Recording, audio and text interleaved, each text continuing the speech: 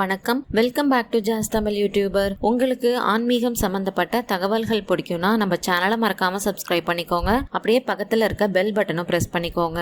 இன்னைக்கு இந்த பதிவுல நம்ம பார்க்க போறது, நாளைய தினம் பாத்தீங்கன்னா வைகாசி மாசத்துல வரக்கூடிய வளர்பிறை பஞ்சமி. நமக்கு இருக்கக்கூடிய பண கஷ்டம் தீரத்துக்கும் பண வரவை அதிகரிக்கிறதுக்கும் நாளைய தினம் வரக்கூடிய இந்த வைகாசி பஞ்சமியில நம்ம எப்படி வாராகி அம்மனை வழிபாடு பண்ணணும் அப்படிங்கறத பத்தியும் வாராகி அம்மனுடைய மந்திரம் பத்தியும் தெரிஞ்சுக்க போறோம். தொடர்ந்து எல்லாருமே இந்த பதிவை கடைசி வரைக்கும் பார்க்க பாருங்க. அதுக்கு முன்னாடி உங்களுக்கு ஆன்மீகம் சம்பந்தப்பட்ட தகவல்கள் பிடிக்கும் அப்படின்னா நம்ம சேனலை மறக்காம சப்ஸ்கிரைப் பண்ணி வச்சுக்கோங்க. அப்பதான் நான் போடக்கூடிய வீடியோஸ் உங்களுக்கு உடனே நோட்டிபிகேஷனா வரும். இப்ப வாங்க நம்ம வீடியோக்குள்ள போயிடலாம். வாராகி அம்மன் வழிபாடு அப்படின்னாலே அது பஞ்சமி திதியில தான் அப்படிங்கறது நம்ம எல்லாருக்குமே தெரியும் இல்லையா?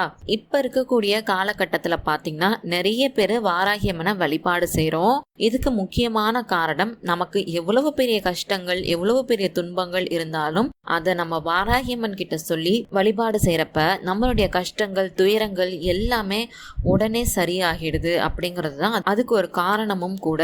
அது மட்டும் இல்லாம வாராகி அம்மன் கிட்ட நம்ம ஒரு வேண்டுதலை வச்சோம் அப்படின்னா கண்டிப்பா அந்த வேண்டுதல் ஆனதுமே நிறைவேறும். அப்படிப்பட்ட வாராகி அம்மனை இந்த பஞ்சமி திதியில நம்ம ஒரு சில முறைகள் மூலியமா வழிபாடு செய்யறப்ப நம்மளுடைய செல்வ வளம் பாத்தீங்கன்னா அதிகரிக்கும் அப்படின்னு சொல்லப்பட்டிருக்கு. அது மட்டும் இல்லாம கடன் இல்லாத வாழ்க்கை, நிம்மதியான வாழ்க்கையை நம்மளால பெறவும் முடியும். அது என்ன வழிபாடு, அது எப்படி பண்ணணும் அப்படிங்கறது தான் இப்ப நம்ம பார்க்க போறோம். இந்த வளர்பிறை பஞ்சமி பாத்தீங்கன்னா ரொம்ப விசேஷமா சொல்லப்படுது. ஏன்னு பாத்தீங்கன்னா வைகாசி மாதம் தான் வழிபாட்டுக்குரிய மாதமா சொல்லப்பட்டிருக்கு.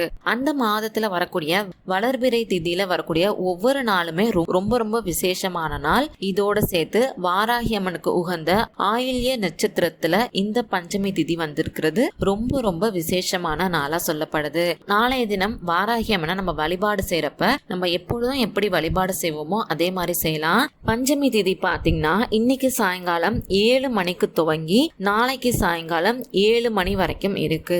இந்த வழிபாட இன்னைக்கு சாயங்காலம் 7 மணிக்கு அப்புறம் செய்யலாம். ஒருவேளை நீங்க நாளைக்கு காலையில செய்றீங்க அப்படின்னா பிரம்ம முகூர்த்த நேரத்துல செய்யறது ரொம்ப நல்லது. இந்த 2 நேரத்திலயுமே செய்ய முடியாதவங்க நாளைக்கு சாயங்காலம் 7 மணிக்குள்ளாரையாவது இதை செய்யறது ரொம்ப நல்லது. நாளைக்கு சாயங்காலம் 7 மணிக்கு அப்புறம் பாத்தீங்கன்னா சஷ்டி திதி துவங்கிடுது.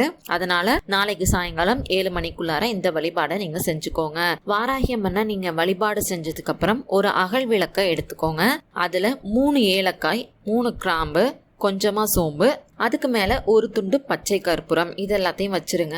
இது எல்லாத்தையும் வச்சதுக்கு அப்புறம் அதுக்கு மேல 5 ரூபாய் நாணயத்தையும் நீங்க வச்சுக்கணும். இதுல வச்சிருக்கக்கூடிய பொருட்கள் எல்லாமே பாத்தீங்கன்னா பணத்தை ஈர்த்து நமக்கு தரக்கூடிய பொருட்கள் அப்படிங்கிறது நம்ம எல்லாருக்குமே தெரியும். இந்த பொருட்கள் எல்லாம் பாத்தீங்கன்னா மகாலட்சுமி தாயாருக்கும் குபேரருக்கும் ரொம்ப உகந்த பொருட்களா சொல்லப்பட்டிருக்கு இல்லையா? அதனால இதை வச்சு இந்த வழிபாடு நம்ம பண்றப்ப நம்மளுடைய பண தேவைகள் எல்லாமே கண்டிப்பா பூர்த்தியாகும். இந்த பொருட்கள் எல்லாத்தையும் வாராகி அம்மனுக்கு முன்னாடி வச்சு பஞ்சமி திதியில நம்ம வழிபாடு செய்யறப்ப கண்டிப்பா நம்மளுடைய கடன் தொல்லை நீங்கும், பண வரவானது அதிகரிக்கும். நான் சொன்ன இந்த பொருட்கள் எல்லாத்தையும் அந்த விளக்குக்குள்ளார வச்சு அந்த அகல் விளக்க அப்படியே வாராகி அம்மனுக்கு முன்னாடி வச்சிருங்க.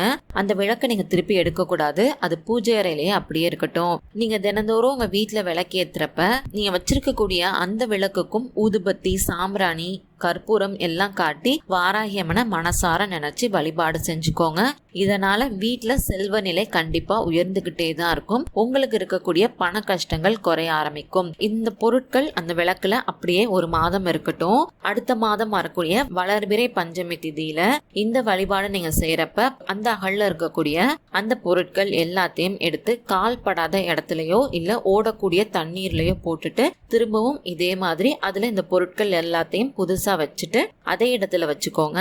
அதுல வச்சிருக்கக்கூடிய அந்த 5 ரூபாய் நாணயத்தை மட்டும் நீங்க எடுத்து கழுவி தொடச்சிட்டு திரும்பவும் அதே அகல்ல நீங்க வச்சு பயன்படுத்திக்கலாம். இப்ப நான் டிஸ்பிளேல வாராகி அம்மனுடைய மந்திரம் கொடுத்திருக்கேன். நீங்க வாராகி அம்மனை வழிபாடு செய்யறப்ப இந்த மந்திரத்தை உங்களால எத்தனை முறை சொல்லி வழிபாடு பண்ண முடியுமோ அத்தனை முறை சொல்லி வழிபாடு பண்ணிக்கோங்க. அது ரொம்ப உங்களுக்கு நல்ல பலன்களை தரும். பொதுவாவே நம்ம எந்த ஒரு வழிபாடோ பரிகாரமோ செய்யறப்ப முழு மனசோட நம்பிக்கையோட செஞ்சால் மட்டும்தான் அதுக்கான பலன் நமக்கு கிடைக்கும். அப்படிங்கிறதுனால நம்பிக்கையோட அதை செஞ்சு நல்ல பலன்களை பெற பாருங்க. உங்களுக்கு இந்த பதிவு பயனுள்ளதா இருந்துச்சு அப்படின்னு நினைச்சீங்கன்னா மறக்காம லைக் பண்ணி ஷேர் பண்ணி கமெண்ட் பண்ணுங்க. அது மட்டும் இல்லாம உங்களுக்கு ஆன்மீகம் சம்பந்தப்பட்ட எந்த மாதிரியான பதிவுகள் வேணும் அப்படின்னு நினைக்கிறீங்களோ நம்ம சேனலோட மெயில் ஐடியிலயோ இல்ல கீழே இருக்க கமெண்ட் பாக்ஸ்லயோ எனக்கு தெரியப்படுத்துங்க. அந்த மாதிரி பதிவுகளை வரக்கூடிய நாட்களை நான் தரேன். நன்றி, வணக்கம்.